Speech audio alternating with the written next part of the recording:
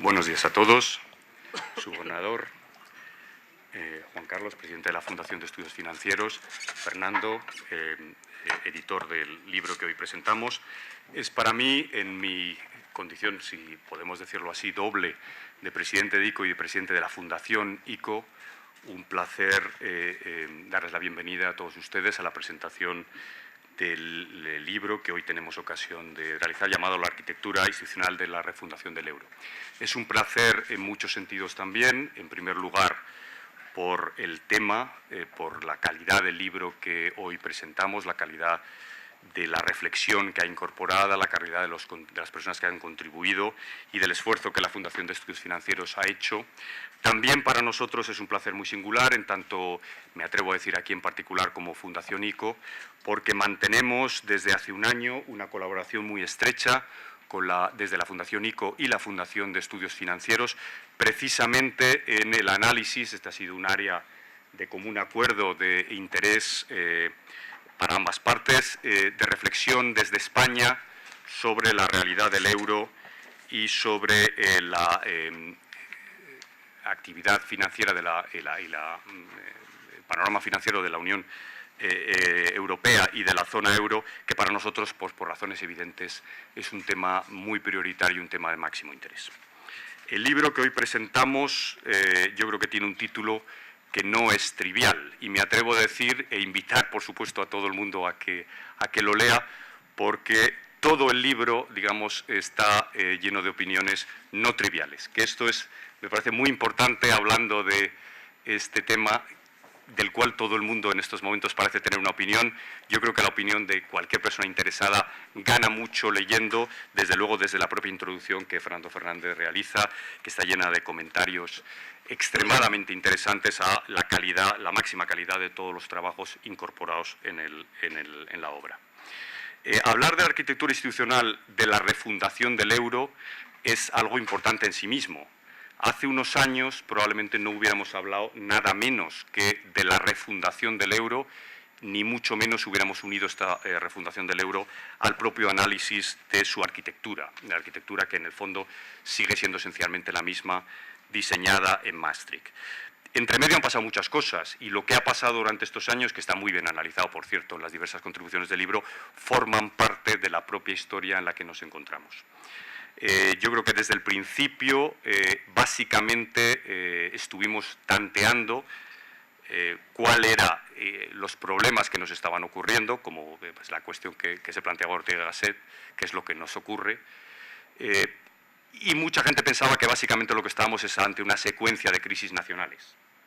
Existían problemas de tipo financiero, problemas de sostenibilidad en determinados países, y que lo que estábamos atendiendo es a una secuencia de crisis nacionales, que tendrían que ser, por lo tanto, atendidas con procedimientos nacionales, con programas de sostenibilidad, con programas de financiación, lo que fuera, simplemente con una sucesión de crisis nacionales. En algún momento, yo creo que probablemente a raíz de Deauville y todo lo que sigue después de Deauville, yo creo que el panorama cambia de forma muy profunda en la perspectiva de lo que precisamente la obra que presentamos hoy nos plantea, que ya no estamos, evidentemente ya no estamos, en una sucesión de una secuencia de crisis nacionales, sino realmente tenemos un problema de arquitectura que requiere una solución que ya no sea una justaposición de tratamientos nacionales, sino una verdadera tratamiento de la arquitectura de la zona euro. Esto se produce de una forma gradual. Yo creo que algunas personas ya desde el comienzo habían dicho, y algunos de los autores de la obra lo habían dicho desde estrictamente el primer día del surgimiento de la crisis en Grecia, que no nos enfrentábamos ante una sucesión de problemas, sino ante algo distinto. Pero en cualquiera de los casos es en el año pasado, a partir particularmente del Consejo Europeo de junio, donde ya definitivamente entramos, y el consenso europeo, yo insisto en la palabra consenso, yo creo que aquí hay más consenso del que muchas veces transmitimos al exterior, el consenso cambia hacia un replanteamiento verdaderamente profundo de la arquitectura. Posteriormente todos sabemos lo que ha sucedido, han sucedido muchas cosas, como se dice en la introducción, todas ellas para bien en el conjunto de la zona euro. Ha existido OMT, ha existido también el informe Van Rompuy, que yo creo que de forma muy clara han existido, yo creo, por parte también del triángulo comunitario, una serie importante y bastante prometedora de propuestas legislativas, y existe una dinámica política, yo creo que ya distinta, que ya va enfocada al tratamiento, yo creo, en profundidad, el tratamiento de fondo de la reforma de la arquitectura institucional. En estos momentos lo que tenemos delante no es poco. Tenemos un año complejo, como lo son todos, en este año también por las circunstancias incluso políticas, electorales de algunos países centrales de la Unión Europea, pero en fin, en estos momentos los elementos ya están encima de la mesa y esto cambia de forma radical el juego en relación a hace 2 años, ¿no?, donde realmente pues nada de esto que hoy planteamos está encima de la mesa. ¿Cuál es el análisis de los elementos que tenemos encima de la mesa? Bueno, pues la buena noticia, yo creo que es lo que hace grato la presentación de hoy, es que precisamente todos ellos están analizados y muy bien analizados en el volumen que hoy presentamos. Por lo tanto, actualidad, profundidad y, en este caso, interés van unidos de la mano en la presentación de esta estupenda obra, que, insisto, para mí es un placer ser anfitrión de esta presentación. No quiero insistir mucho más, sino simplemente una vez más agradecer a su gobernador por su presencia, Juan Carlos, por haber atendido también este honor que nos hace también de presentar este libro hoy, y simplemente ya te doy la palabra. Muchas gracias. Muchas gracias, Román. Buenos días a todos y bienvenidos a esta nueva convocatoria de la Fundación de Estudios Financieros, en la que vamos a presentar este último trabajo realizado, el papel número 49, bajo el título La arquitectura institucional de la refundación del euro. Quiero especialmente agradecer a las personas que están en la mesa: don Fernando Fernández, director del Trabajo; don Fernando Restoy, subgobernador del Banco de España; y, por supuesto, Román Escolano, presidente del ICO y de la Fundación ICO, que nos acoge hoy en estas instalaciones. El desarrollo del acto, como siempre, va a ser, en primer lugar, unas breves palabras de intervención mías. En segundo lugar, don Fernando Fernández expondrá de forma sucinta el contenido y las conclusiones y aspectos más destacados del trabajo, haciendo referencia, como digo, a las recomendaciones que contiene el mismo. Y, finalmente, intervendrá el subgobernador del Banco de España, don Fernando Restoy, con un discurso que clausura el acto. Al finalizar, podremos seguir comentando cuestiones relacionadas con el estudio en un cóctel que se sirve a continuación, en el salón contiguo, y tendrán todos ustedes a su disposición el libro que hoy presentamos. En cuanto a la motivación del estudio, hace aproximadamente un año la Fundación de Estudios Financieros publicó su primer informe sobre el euro. Un informe que se tituló La crisis en Europa, un problema de crisis soberana, de deuda soberana o un problema del euro. Este informe también lo dirigió Fernando Fernández y en él señalábamos que las dificultades que plantea un diseño incompleto y limitado del euro, concluyendo que había que avanzar en una serie de recomendaciones que hoy en día siguen siendo plenamente vigentes y están de total actualidad. Es verdad que, afortunadamente, el euro, gracias a la decidida intervención del Banco Central Europeo, ya no parece estar en peligro en estos momentos, pero los problemas de ese diseño incompleto y limitado a los que he aludido permanecen ahí y generan episodios recurrentes de inestabilidad y de turbulencias en la economía y en los mercados. En este contexto, la Fundación de Estudios Financieros decidió, en el patronato de diciembre del año 2011, poner en marcha un segundo trabajo sobre el euro desde la óptica de que España debe jugar un papel activo en esa reforma de la arquitectura institucional del euro. El contenido del estudio lo va a exponer, como he dicho, don Fernando Fernández y, por tanto, yo solo voy a hacer unos breves comentarios sobre el mismo. El estudio tiene 7 trabajos que pasan revista a otros tantos aspectos institucionales del diseño de la nueva unión monetaria, de esa refundación del euro, no solo para garantizar la supervivencia del euro a medio plazo, sino también para que Europa responda, la Comunidad Europea responda a sus objetivos fundacionales, que son convertir la zona euro en un espacio económico dinámico y equitativo, algo que, por supuesto, hoy en día está lejos de ser así. El estudio analiza, en primer lugar, los cambios que se han producido y que deberían producirse en el Banco Central Europeo, incluyendo la atención a la posible adecuación o no de sus estatutos actuales para las misiones que tiene encomendadas, y estudia esa singularidad del Banco Central Europeo como un banco que no tiene un solo tesoro detrás, sino 17 tesoros, y que, como digo, tiene ese peculiar y singular y novedoso, en cierto modo, modelo del llamado eurosistema de los bancos centrales. A continuación, se analiza el sistema de liquidación bruta en tiempo real, el llamado Target, que constituye una pieza central del sistema de pagos en el área euro y sobre el cual se ha generado, como todos ustedes saben, cierta polémica entre los especialistas.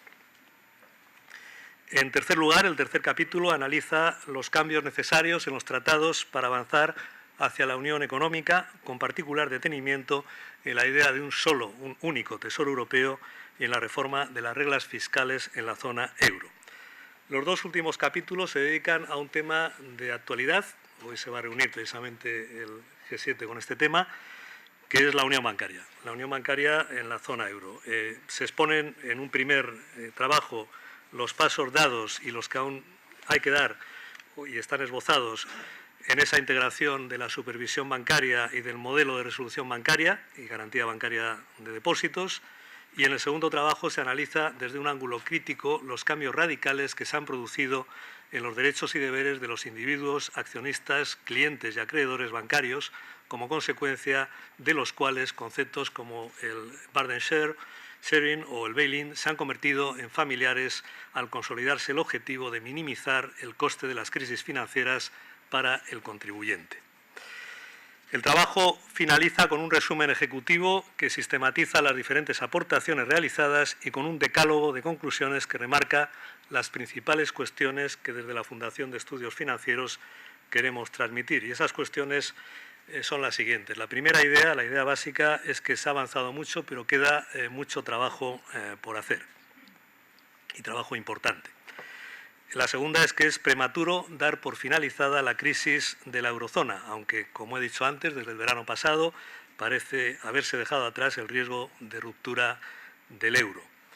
Problemas como el reparto de los costes de la mutualización del riesgo bancario y fiscal o la definición de un modelo de política económica para la eurozona que combine austeridad fiscal con solidaridad o las reformas estructurales combinadas con las políticas de crecimiento son problemas nada fáciles de resolver y que están todavía pendientes en su definición y su precisión. Los mercados parecen haber dado una tregua, pero no conviene demorar mucho las tareas aún pendientes. Conviene recordar en particular que cada vez son más los economistas, el último ha sido el director de la London School of Economics, que vinculan la supervivencia del euro precisamente a esto, es decir, a nuestra capacidad en la zona euro para superar la crisis económica. Desde la Fundación queremos destacar las siguientes reflexiones desde una perspectiva española. La primera es que es necesario avanzar de forma decidida en la unión bancaria, fiscal y política de la zona euro. Cualquier otra solución será solo transitoria e incluso de no avanzar en esa unión bancaria, fiscal y política, la unión monetaria puede volver a estar en peligro. Un sistema que queremos todos que sea permanente no se puede basar en mecanismos de emergencia, mecanismos especiales para casos de dificultad o en regímenes de intervención o en programas de ayuda económica in extremis. Tiene que basarse en reglas comunes que simplemente se cumplan. La segunda reflexión es que la puesta en marcha de la unión bancaria es un salto cualitativo hacia la construcción de un auténtico sector financiero europeo, con reglas iguales para todos y donde las distintas entidades puedan competir con solvencia y rentabilidad, en condiciones de igualdad. Por tanto, eso lleva implícito el hecho de que ya no haya una garantía de cada país, sino una garantía europea. Por último, la Fundación creemos que es trascendental insistir una vez más en la importancia de trasladar a la opinión pública los grandes beneficios que derivan de nuestra pertenencia al euro. La comprensión de esos beneficios es necesaria para asumir de forma conjunta los esfuerzos y los ajustes que impone nuestra pertenencia a la moneda común. Y en la Fundación pensamos que es muy importante comunicar esos beneficios porque en el euro y en el cumplimiento de las reglas del euro está la solución a nuestros problemas económicos en nuestra economía. Bien, voy a finalizar con el agradecimiento al equipo de trabajo. Siempre tenemos colaboradores de gran altura, pero en esta ocasión verdaderamente tenemos un equipo de lujo, en nombres como Antonio Sainz de Vicuña, Javier Alonso, Carlos Conesa, José Manuel Campa, Manuel Conte, José Guardo, María Luisa Alonso, Pedro Antonio Merino y Francisco Uría. Son nombres de primerísimo nivel que hemos tenido la fortuna de contar con su colaboración. Hoy algunos de ellos están aquí presentes. Muchas gracias. Y, por tanto, les felicito a todos, por supuesto, pues también a Fernando Fernández, que ha hecho una magnífica labor de coordinación. Y sin más, pues yo, Fernando, te cedo la palabra. Bueno, muchas gracias. Buenos días a todos y gracias por su asistencia. Quería empezar agradeciendo a la Fundación de Estudios Financieros y a su presidente, Juan Carlos Ureta, por su empeño en dar a conocer con detalle las implicaciones, dificultades y oportunidades de la Unión Monetaria Europea como paso previo a poder influir en su constitución y reforma, y por confiar en mí una vez más para coordinar a un magnífico grupo de profesionales con ese objetivo. Quiero también agradecer personalmente a Alfredo Jiménez, director de Análisis y Estudios de la Fundación, por su constante apoyo y magnífica labor editorial. Y, por supuesto, a las dos personas, a las dos autoridades, a mis dos amigos, que se han prestado a compartir esta presentación con nosotros. A Román Escolano, presidente del ICO, que nos ha tenido que dejar, y a Fernando Restoy, subgobernador del Banco de España. Y, por supuesto, gracias a los autores, que han hecho posible este libro colectivo. Creo que hemos sido capaces de juntar un magnífico grupo de profesionales que abordan el tema desde perspectivas diversas, todas ellas necesarias y complementarias. No se trata de un libro teórico, pero no podía quedar al margen del debate académico sobre cómo hacer de la Unión Monetaria un área monetaria óptima.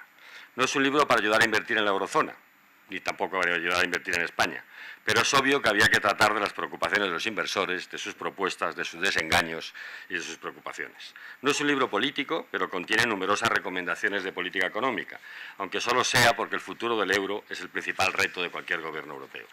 Es un libro escrito desde España y para Europa, para explicar a los españoles lo que se juega en esta aventura y por qué un país como este no puede renunciar a dejar oír su voz.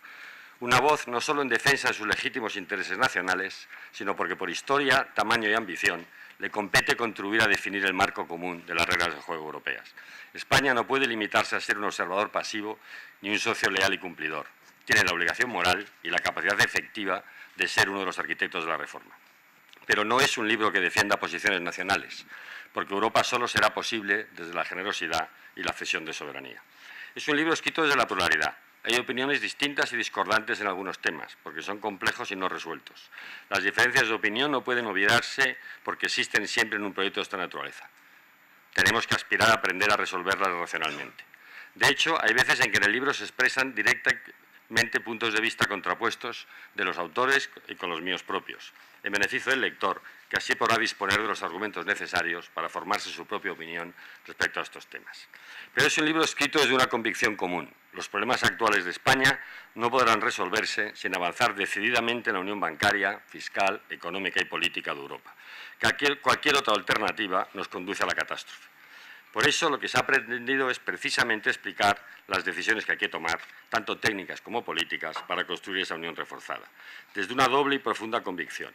Una opinión pública informada es un requisito de esa regeneración democrática de la que tanto se habla, y una opinión pública informada requiere de la activa participación de los profesionales, de los especialistas en las distintas materias.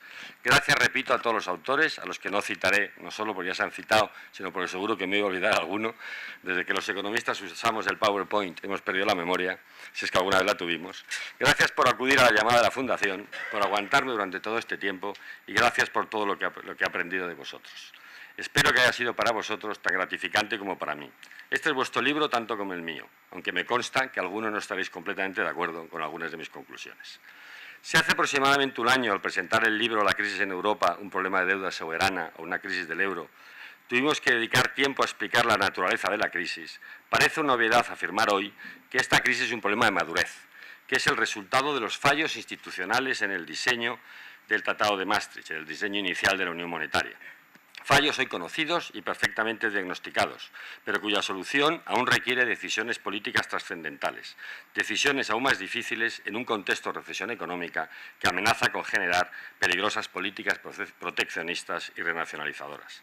Ojalá dentro de unos años no tengamos que volver a recordar la frase pronunciada por Romano Prodi, entonces presidente de la Comisión, cuando afirmó, y abro comillas, estoy convencido de que el euro nos va a obligar a introducir todo un conjunto de nuevos instrumentos de política económica. Ha sido imposible hoy hacerlo, pero algún día, y estaba escrito en 2001, habrá una crisis, y ese nuevo diseño será necesario y evidente. Esa crisis, ¿quién lo puede dudar?, ha llegado ya. No la desaprovechemos. La Unión Monetaria, tal y como la conocemos, tal y como se diseñó en el Tratado de Maastricht, ha muerto. Es necesario refundarla, sin prisa, pero sin pausa. Es esta idea central la que marca el libro, de ahí su título, tan descriptivo como provocador, La arquitectura institucional de la refundación del euro. La Unión Monetaria Europea necesita un nuevo diseño, bastante más profundo que un simple restyling. A definir y estudiar ese diseño, a señalar sus principales componentes, se dedica este libro. Europa, como España, por cierto, aunque este es otro tema, es un edificio en construcción. Pero a diferencia de estas páginas web que nos impiden acercarnos a ellas con un mensaje tranquilizador, estamos trabajando por usted, renovando este sitio para darle un mejor servicio, lamentamos que temporalmente no pueda acceder a él. Europa no pueda permitirse cerrar por reformas. Las bank holidays no son una alternativa realista mientras Europa decide que quiere ser de mayor. Desde que hace aproximadamente un año la Fundación Estudios Financieros publicó el primer informe del euro, han cambiado muchas cosas, y justo es decirlo que casi todas para bien. Ningún país parece ya un problema irresoluble que amenace con llevarse por delante la unión monetaria. Se ha abandonado la ilusión de cortar la gangrena mediante la expulsión de algunos socios más o menos incómodos o más o menos poco de fiar. Segundo, el Banco Central Europeo, tras la declaración de su presidente el 26 de julio de que haría todo lo que fuese necesario para salvar el euro, ha asumido que su función primordial no es solo mantener el valor de la moneda común, sino también y sobre todo asegurar su supervivencia, lo que le obliga a garantizar un correcto funcionamiento del mercado financiero europeo, amenazado de fragmentación, de renacionalización, incluso con instrumentos heterodoxos, no convencionales y no exentos de polémica. Tercero, la eurozona se ha dotado de capacidad institucional y avanza hacia su integración económica. Durante el año 2012 se han reforzado los mecanismos de estabilidad fiscal europeos, cambiado las constituciones nacionales o leyes de rango equivalente para consagrar el equilibrio fiscal como pieza clave de la arquitectura europea, puesto en marcha un procedimiento de corrección de desequilibrios macroeconómicos que reconoce por primera vez la insostenibilidad de los desajustes de balanza de pagos y presta atención explícita al ajuste del sector privado y a la economía real. Cuarto, crear un fondo de estabilización permanente en el área euro, pues no otra cosa es el recién estrenado Mecanismo Europeo de Estabilidad. Y se han puesto las bases de la unión bancaria, superando lo que era un simple sistema múltiple de tipos de cambio fijos. Hoy todos los gobiernos, todos, incluido el alemán, aceptan que significa tres cosas: un regulador y supervisor único, una autoridad europea de resolución bancaria con capacidad para intervenir, reestructurar o liquidar bancos, en cooperación pero con total independencia de las autoridades del país en cuestión, y un esquema europeo de garantía de depósitos que evite las salidas de capital y posibilite la competencia bancaria en la eurozona sin las cartas marcadas de la fortaleza relativa del país de origen de las entidades financieras. Como consecuencia de todos estos cambios, el euro ya no está en peligro. Su desaparición ya no es inevitable, aunque le quede un largo periodo de inestabilidad institucional. El proyecto político de refundación del euro, en mi opinión, está bastante definido y puede encontrarse en el llamado documento de los 4 presidentes, presentado el 5 de diciembre de 2012 por Herman Van Rompuy, presidente del Consejo Europeo, en estrecha colaboración con José Manuel Barroso, presidente de la Comisión Europea, Jean-Claude Juncker, presidente entonces del Eurogrupo, y Mario Draghi, presidente del Banco Central Europeo. El libro, como se ha dicho, se articula en 7 trabajos que pasan revista a tantos aspectos institucionales del diseño de una nueva unión monetaria. A todos los autores se les ha formulado la misma pregunta: ¿qué habría que cambiar para que la unión monetaria sea permanente y funcional? Se empieza analizando los cambios que se han producido y los que se deberían producir en el Banco Central Europeo y concluye que la reforma de los tratados, aunque sea deseable y acabe resultando pertinente y probablemente necesaria, no lo es a corto plazo. Los estatutos actuales del BCE pueden no ser los ideales, pero son suficientes para las labores que habría que asumir en una unión bancaria. Europa ha avanzado mucho desarrollando e interpretando inteligentemente los tratados existentes por la vía de la legislación secundaria, y una reforma de los tratados es un proceso legal, largo, complejo y de resultado incierto. Se estudian también las posibles reformas en los estatutos del BCE y se concluye con una afirmación, creo que novedosa: la reforma más urgente del BCE no es tal, sino la creación de interlocutores fiscales y supervisores europeos con el mismo carácter federal europeo que el propio Banco Central. Se dedica luego una especial atención al tema de Target, el sistema de liquidación bruta en tiempo real que constituye la pieza central del sistema de pagos en el área euro y que ha sido motivo, como también se ha citado antes, de profunda controversia en algunos círculos políticos, especialmente alemanes, al haber sido interpretados torticeramente los desequilibrios nacionales que han surgido precisamente como consecuencia de la ruptura del mercado interbancario europeo. Un balance sosegado del sistema Target 2 no deja lugar a dudas. Ha respondido con éxito al objetivo para el que fue creado, y la segmentación nacional del mercado interbancario del área euro responde a razones ajenas al funcionamiento del sistema. La persistencia de saldos significativos en las cuentas intrasistema de los diferentes bancos centrales en Target 2 reflejan el resultado histórico de su balanza de pagos. Son consecuencias de las operaciones de pago realizadas por las respectivas entidades participantes, que se han visto obligadas a recurrir al préstamo del eurosistema ante la desaparición del mercado interbancario transfronterizo. Porque la realidad es que la unión monetaria en el sistema financiero privado lleva ya muchos meses en cuarentena. Los flujos monetarios se han renacionalizado y la financiación cross-border o ha desaparecido o es una rareza. Y a esa fragmentación no han sido ajena algunos bancos centrales de la propia eurozona. En una unión monetaria con tantos reguladores como países, el riesgo país no solo no desaparece, ni siquiera se mitiga necesariamente, sino que incluso puede ser ampliado por la propia actuación protectora de cada regulador soberano sobre sus propios bancos nacionales. Y algo de eso, desgraciadamente, hemos visto en estos meses en Europa. Trata luego el libro de los cambios necesarios en los tratados para avanzar hacia esa genuina unión económica que parece ahora dominar la agenda oficial, para detenerse en la construcción de un tesoro europeo y en la reforma de las reglas fiscales en la eurozona. Aspectos centrales del debate y en los que se plasman todas las aspiraciones y todas las contradicciones de lo que necesariamente habrá de resultar en una nueva unión económica y monetaria.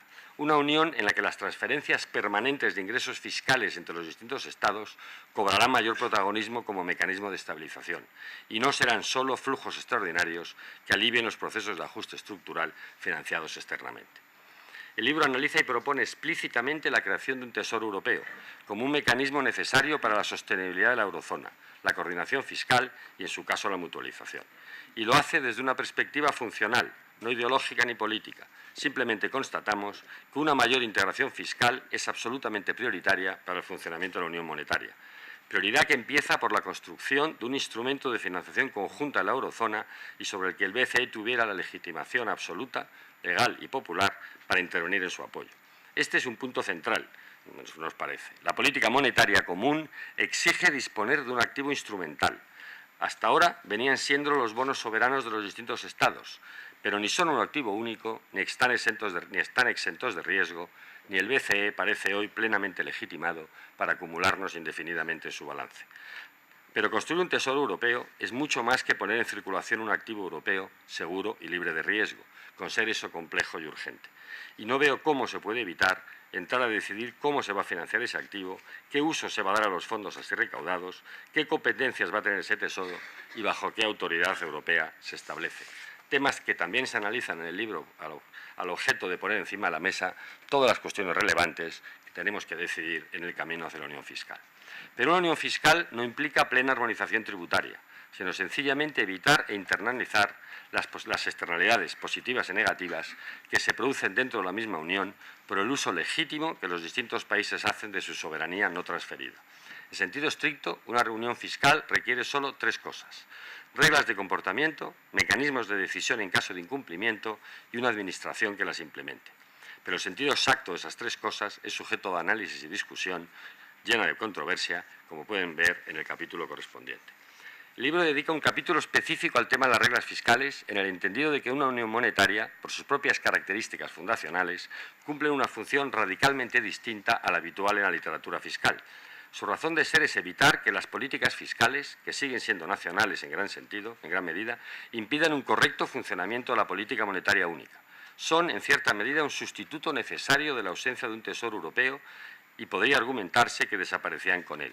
Aunque, en mi opinión, en una unión confederal como la que se intuye en Europa, no veo cómo ninguna autoridad central podría llegar a tener tal capacidad de estabilización que pudiera llegar a prescindir de las reglas nacionales. Y tampoco me parece deseable.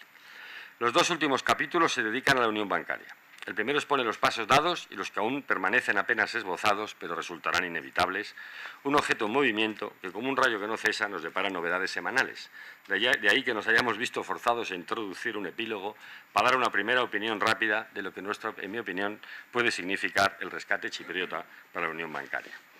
Hoy es lugar común que la unión bancaria implica tres cosas: un supervisor bancario europeo, un mecanismo de reestructuración, resolución, como decimos ahora en la más suave terminología anglosajona, y un esquema europeo de garantía de depósitos.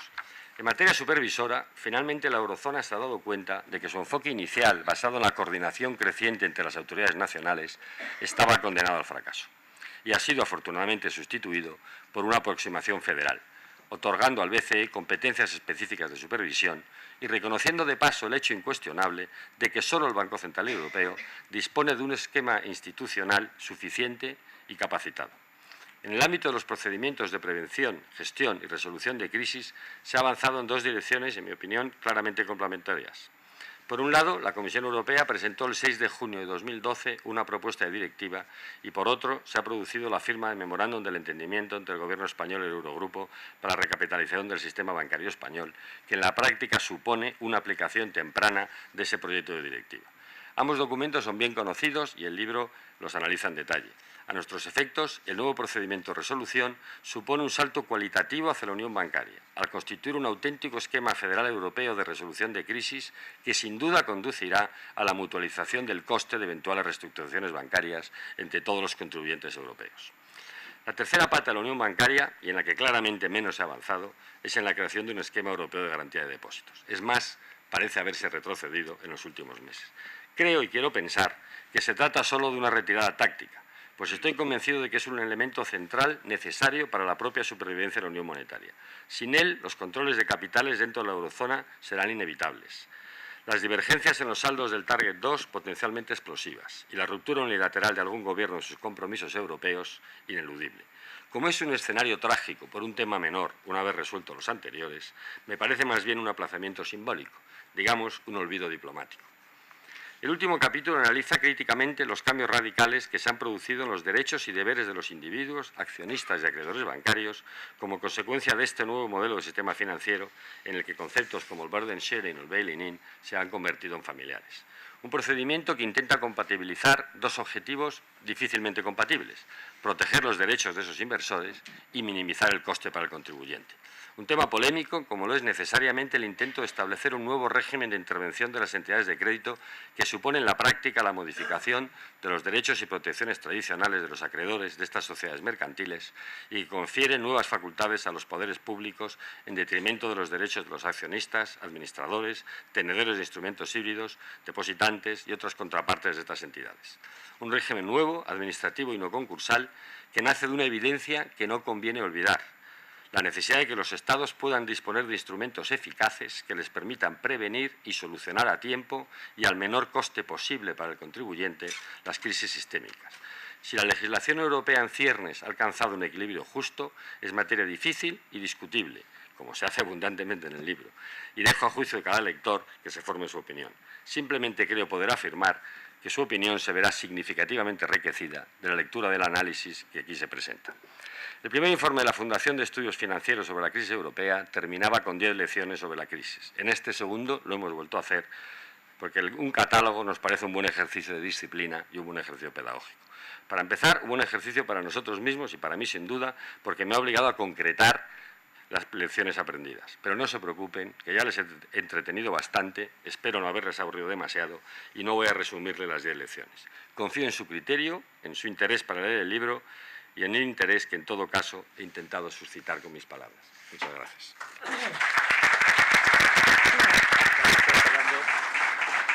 Gobernador. Muchas gracias. Buenos días a todos. Es obviamente un placer compartir con ustedes la presentación del informe La arquitectura institucional de la refundación del euro. Y quiero, obviamente, empezar agradeciendo a la Fundación de Estudios Financieros, a su presidente Juan Carlos y también al coordinador del estudio, a Fernando Fernández, su invitación para participar en este acto. Yo creo que después de la intervención de Fernando Fernández y de la ojeada al libro, queda muy claro que es un estudio que se produce en un momento extremadamente oportuno. Yo creo que a lo largo de los 7 artículos que contiene, los autores ofrecen contribuciones de gran interés, con propuestas concretas para avanzar decididamente hacia una auténtica unión bancaria, fiscal, económica. Entonces, permítanme que aproveche esta ocasión pues, para unirme a esas reflexiones sobre las reformas necesarias para hacer frente a las debilidades que la Unión Económica y Monetaria ha evidenciado en los últimos años. Creo que no debe caber ninguna duda de que esas reformas, las reformas precisas para fortalecer la Unión Económica y Monetaria, requieren una combinación equilibrada entre medidas de ámbito nacional y medidas de ámbito europeo. Creo que en España, como ciertamente en otros países, se están dando pasos relevantes para adoptar medidas que mejorarán la capacidad de la economía para ajustarse en caso de desarrollos idiosincrásicos, para reforzar su competitividad y también para reducir la probabilidad de aparición en el futuro de desequilibrios macrofinancieros acusados. Y creo que estas medidas a nivel nacional resultan absolutamente imprescindibles para fortalecer el funcionamiento de la Unión Monetaria. Es evidente, no obstante, que al mismo tiempo precisamos un reforzamiento institucional de la Unión Económica y Monetaria con objeto de impedir esencialmente cualquier atisbo de incertidumbre sobre su propia continuidad, que, como hemos visto en el pasado reciente, pueden resultar tremendamente desestabilizadores. Y, de hecho, centraré mi exposición en lo que es, sin duda, quizá la reforma institucional más ambiciosa de las que se han planteado en los últimos tiempos, y es el proyecto de unión bancaria, al que también hace referencia al menos un artículo, si no dos, del informe que hoy se presenta. La crisis por la que atraviesa la Unión Económica y Monetaria tiene ciertamente su principal manifestación en la fragmentación de los mercados financieros, entendida como la emergencia de un componente de riesgo país en el coste de financiación de emisores y prestatarios cuya magnitud depende de la localización de los mismos. Y como bien saben, esta fragmentación encuentra su origen en las dificultades presupuestarias de diversos estados, en un contexto de ausencia de mecanismos suficientemente eficaces de mutualización del riesgo a nivel europeo.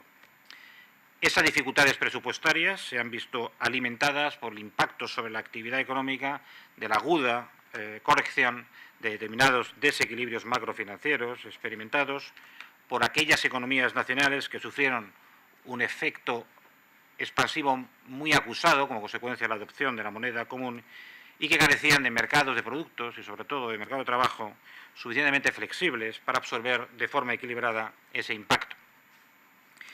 Estos desajustes han adquirido una dimensión especialmente desestabilizadora cuando han terminado afectando a la industria bancaria en aquellos países donde el tamaño del sector, la posición de solvencia o la propia situación de las finanzas públicas dificultaban el uso de fondos presupuestarios nacionales para la preservación de la estabilidad financiera. Esta realimentación entre riesgo bancario y soberano, al cual se alude en diversos momentos del estudio que se presenta, está sin duda en la base de la crisis actual, por lo que la superación de la misma evidentemente exige eliminarla o al menos contenerla de modo efectivo. Como señalaba antes, es evidente que la solución a estos problemas pasa por tomar medidas a nivel nacional que permitan contener los desajustes fiscales estructurales, mitigar los desequilibrios macrofinancieros y aumentar la fortaleza estructural del sector bancario. Al mismo tiempo, la Unión Económica y Monetaria debe ser reforzada institucionalmente de modo que se impulse una mayor integración de las economías que forman parte de ella. Y ello conlleva, indudablemente, la creación de mecanismos centralizados para la gestión, para la cobertura de contingencias y, como contrapartida, una mayor cesión de soberanía en las políticas que resultan relevantes para prevenirlas y para gestionarlas. Creo que los líderes europeos han aprendido en gran medida la lección, como muestran los notables avances realizados en los últimos años en la reforma de la arquitectura institucional de la Unión Económica y Monetaria. Concretamente, los progresos en la mejora de los procedimientos establecidos para el seguimiento de una gama amplia de políticas nacionales ante situaciones de desequilibrios macroeconómicos suponen un significativo paso adelante.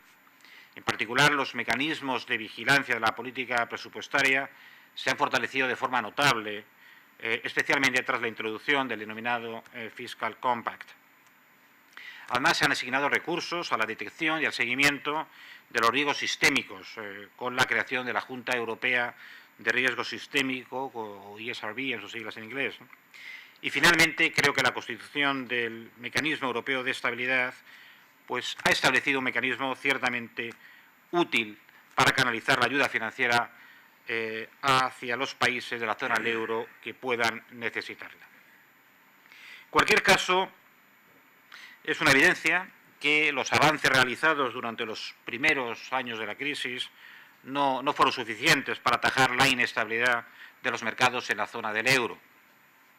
Esto se hizo evidente durante el verano de 2012, cuando las tensiones alcanzaron una gran intensidad como consecuencia de la emergencia de una percepción de un riesgo de redenominación que recogía la eventualidad de una ruptura del euro. Y la respuesta en ese caso fue, como ha ocurrido yo creo tradicionalmente cuando la Unión Europea ha atravesado problemas agudos, un salto cualitativo hacia una unión nueva y reforzada que se empezó a perfilar el acuerdo alcanzado en junio del 2012 por los jefes de Estado y de Gobierno de la zona del euro. Entre las distintas medidas acordadas, ciertamente el proyecto de unión bancaria resulta el elemento fundamental para limitar la perversa interacción de los riesgos soberanos y los riesgos bancarios que hemos presenciado durante esta crisis.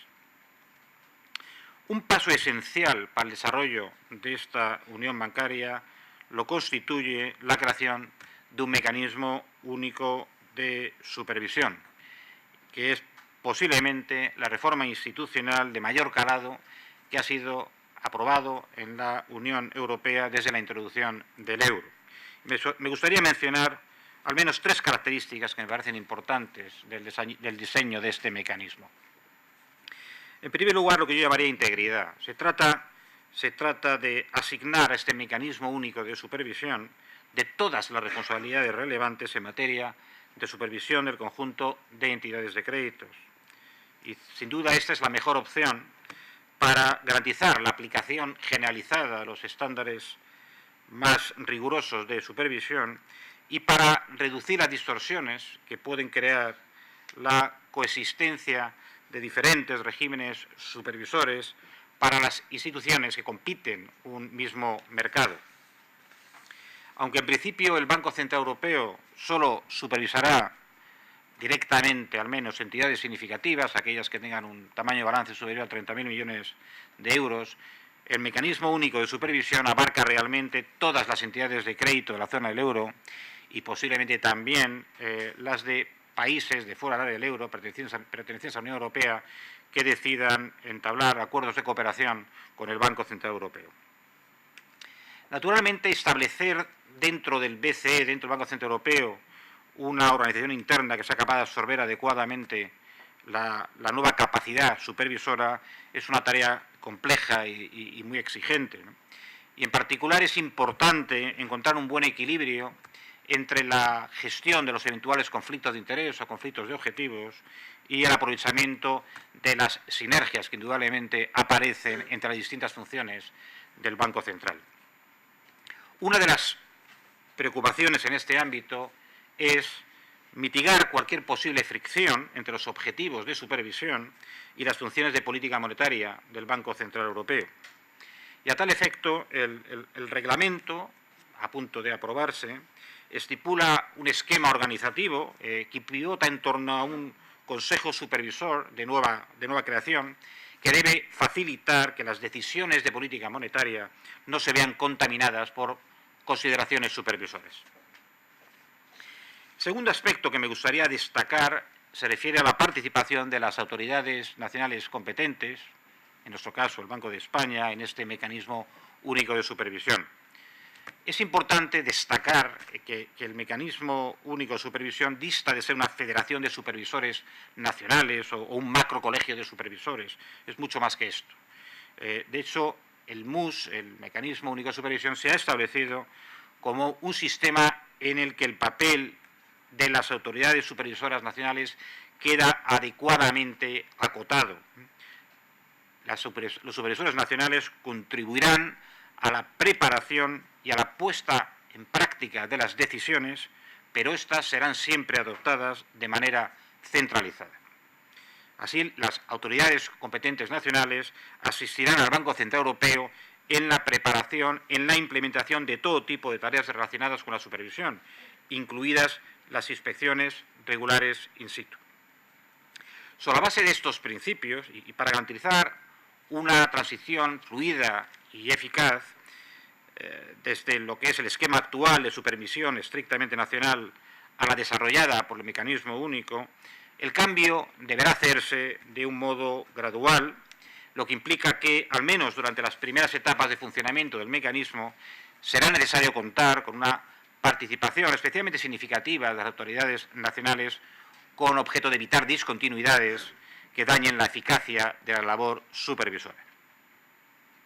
En tercer lugar, para disponer de una sólida configuración institucional del mecanismo único de supervisión en el seno del Banco Central Europeo, es importante, como no puede ser de otro modo, que se cuente con la necesaria aceptación por parte del público, tanto a nivel nacional como a nivel europeo.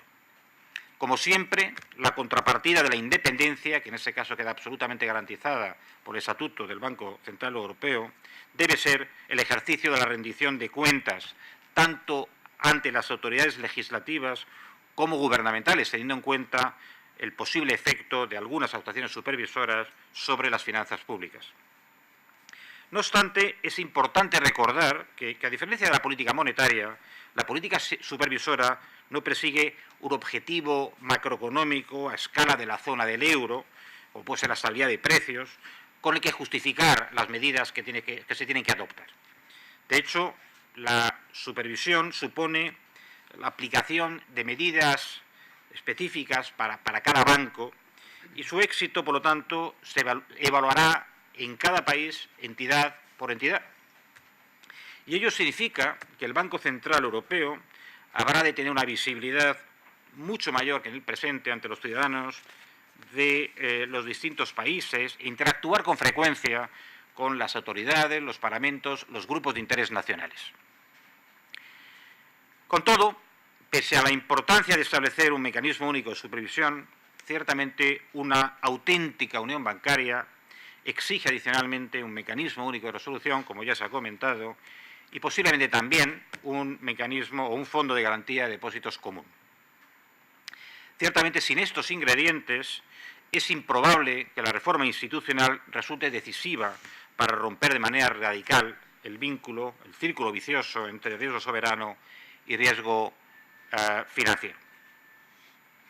De hecho, el objetivo básico de una unión bancaria es evitar que los pasivos de las entidades de crédito tengan un valor o un riesgo diferente dependiendo exclusivamente de dónde estén radicadas. Una supervisión unificada ayuda indudablemente a este fin, pero con todo la supervisión no puede y no debe probablemente tratar de eliminar completamente la probabilidad de aparición de crisis de entidades concretas y, por lo tanto, en la medida en que persistan estas crisis y que estas puedan llegar a afectar a la viabilidad de entidades concretas, los pasivos bancarios afectados deben tener un tratamiento similar en todas las jurisdicciones. En otras palabras, la existencia de esquemas nacionales heterogéneos de resolución de crisis es simplemente incompatible con una unión bancaria. Además, el establecimiento de una supervisión unificada, sin contar al mismo tiempo con un régimen de resolución común, podría dar lugar a ciertos riesgos operacionales. En concreto, la supervisión europea,